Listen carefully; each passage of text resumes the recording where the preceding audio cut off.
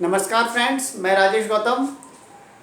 मैं आज जो आपके सामने मैथ्स का टॉपिक लेके आया हूँ वो मैथ्स का टॉपिक है प्रॉपर्टीज़ ऑफ काइट। हम ये जो फिगर आप देख रहे हैं ये एक काइट का फिगर है, ठीक है। काइट के फिगर में कुछ खास बातें होती हैं, जैसे कि पहली प्रॉपर्टी आपको क्या बोलते हैं, देखिए, it has two longer adjacent sides and two shorter adjacent sides. आप देख सकते हैं इसमें दो लंबी साइड है लॉन्गर और दो शॉर्टर छोटी साइड्स हैं। दूसरा, जो लॉन्गर साइड्स हैं वो आपस में इक्वल होती है और जो शॉर्टर साइड्स हैं वो आपस में इक्वल होती हैं, इसलिए इसकी प्रॉपर्टी में आती है कि longer adjacent sides are equal, A B equal B C. ये इसको हमने लॉन्गर लिया है तो A B equal B C, और shorter adjacent sides are equal, तो जो छोटी वाली है वो भी A D equals to C D, ठीक है। लॉन्गर साइड्स इक्वल हो गई, शॉर्टर साइड्स इक्वल हो गई, क्योंकि काइट के अंदर फोर साइड्स, क्योंकि हम क्वाड्रिलेटरल की बात कर रहे हैं तो फोर साइड का हो गया, तो टू लॉन्गर हो गई और टू शॉर्टर हो गई। ओके, इसके बाद नेक्स्ट प्रॉपर्टी कहती है कि इसके जो डायगोनल्स हैं वो इक्वल नहीं होते हैं। डायगोनल्स आर नॉट इक्वल, ठीक। डायगोनल्स इक्वल नहीं है तो एक छोटा होगा एक बड़ा होगा। इफ मान लीजिए कि बी डी इज ग्रेटर, ठीक है, बी डी बड़ा है, तो जो लंबा वाला जो डायगोनल है, longer diagonal bisects shorter diagonal, बड़ा वाला डायगोनल छोटे वाले को बाइसेक्ट करता है 90 डिग्री पर, मतलब जब उसको काट के जाता है तो वहां पर 90 डिग्री का एंगल भी बनाता है, तो इसलिए लिखा है longer diagonal bisect shorter diagonal, यानी शॉर्टर एट 90 डिग्री, 90 डिग्री पर, ठीक है। If B D is long, मतलब कि बड़ा हो गया और ए सी छोटा हो गया तो फिर बी डी ही बाइसेक्ट करेगा ए सी को, B D bisects A C.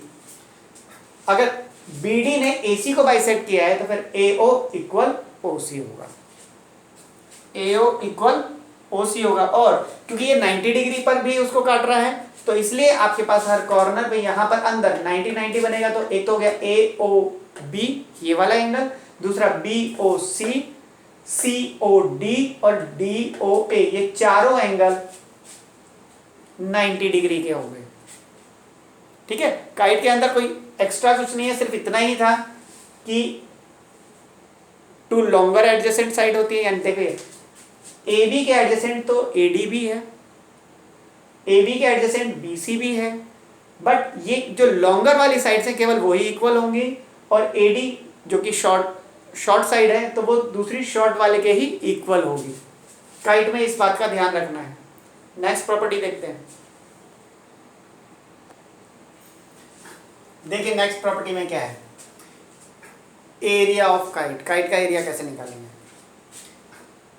Area of kite का फॉर्मूला है 1/2 multiply first diagonal multiply second diagonal. आपके पास फर्स्ट डायगोनल जैसे ए सी हो गया, सेकंड बी डी हो गया, तो A C multiply B D, तो हम इसको लिख सकते हैं 1/2 into D one into D two. ये फॉर्मूला सेम रोम्बस के फॉर्मूले जैसा है, ठीक है, क्योंकि रोम्बस में भी उसके जो डायगोनल्स होते हैं एक दूसरे को 90 डिग्री पर काटते हैं, इसलिए उसका फॉर्मूला भी सेम है। और यही फॉर्मूला हम स्क्वायर में भी यूज कर सकते हैं, क्योंकि स्क्वायर के अंदर भी उसके डायगोनल एक दूसरे को 90 डिग्री पर काटते हैं, ठीक है।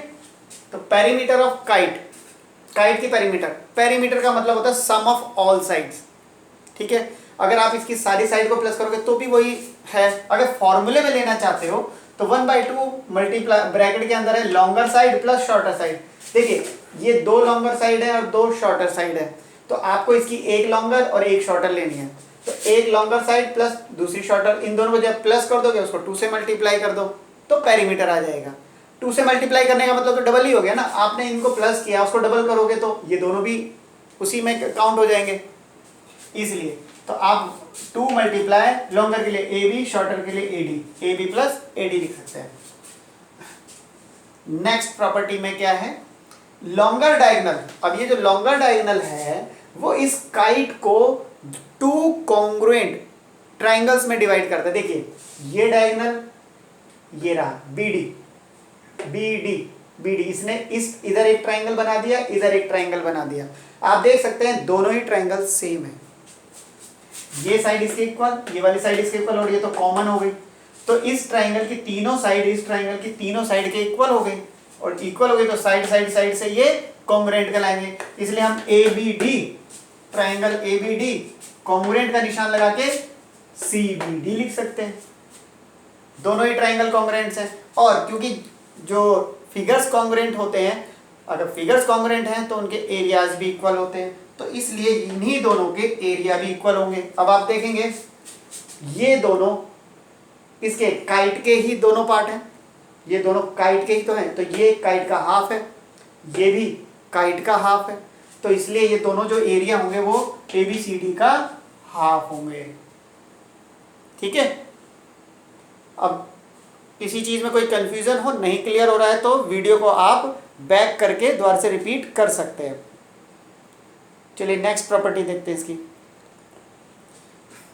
देखिए 6th प्रॉपर्टी क्या कहती है इसकी, both sides of a shorter diagonal. देखिए आपके पास शॉर्टर डायगोनल है इसी, अब उसके एक साइड ऊपर एक साइड नीचे, देखिए ऊपर भी आपको एक पेयर मिलेगा दो ट्राइंगल का मिला करके, ये दोनों एक पेयर ऊपर हो गया छोटे छोटे ट्राइंगल्स का, एक बड़े बड़े ट्राइंगल का पेयर आपको नीचे मिलेगा। तो इस हिसाब से both side of a shorter diagonal there are two pairs of congruent triangle. यहाँ पर आपको दो पेयर मिलेंगे जो कि कॉन्ग्रुएंट्स होंगे।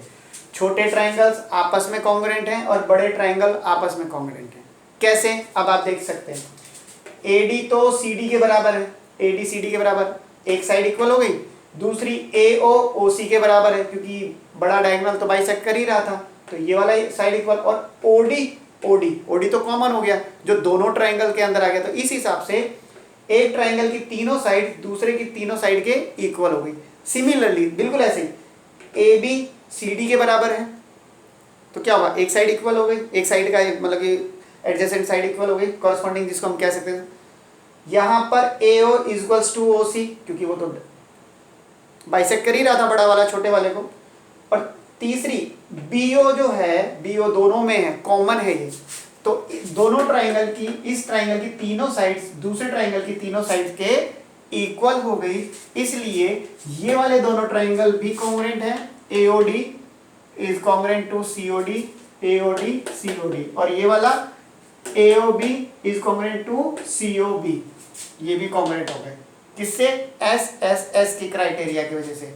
अब जब ट्राइंगल्स कॉन्ग्रुएंट हो गए हैं तो आपको बताया है कि जब फिगर्स कॉन्ग्रुएंट है तो एरिया भी इक्वल होगा, तो इन दोनों का एरिया इक्वल होगा और इन दोनों का एरिया भी इक्वल होगा। तो फ्रेंड्स ये हमारा आज प्रॉपर्टीज ऑफ काइट कंप्लीट होता है। इससे पहले मैं आपको बता दूं कि इससे पहले मैं properties of rhombus, properties of square, properties of parallelogram, properties of rectangle, इन सब की मैं वीडियो बना चुका हूं और उन सब के लिंक आपको इस वीडियो में ज़रूर मिल जाएंगे। तो आप देखते रहिए और लाइक करते रहिए। जिसने अब तक मेरे वीडियो को या मेरे चैनल को अब तक सब्सक्राइब नहीं किया है तो प्लीज़ कर लीजिए, अगर आप फर्स्ट टाइम देख रहे हैं तो, ताकि मैं नेक्स्ट टाइम और भी वीडियो लेके आऊँ तो आपको डायरेक्ट नोटिफिकेशन पहुँच जाए। Thank you very much.